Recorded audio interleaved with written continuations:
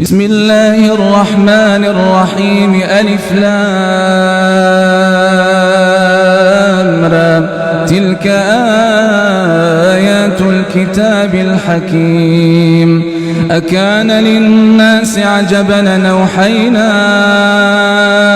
إلى رجل منهم أن أنذر الناس وبشر الذين آمنوا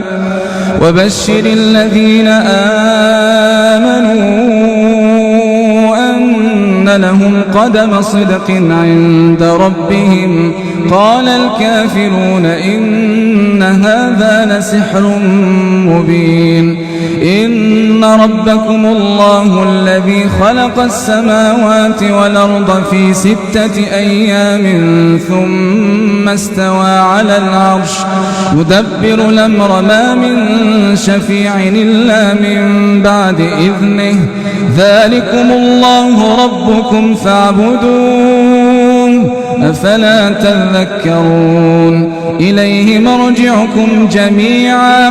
وعد الله حقا إنه يبدأ الخلق ثم يعيده ليجزي الذين آمنوا وعملوا الصالحات بالقسط والذين كفروا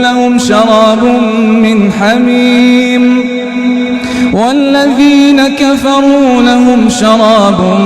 من حميم وعذاب أليم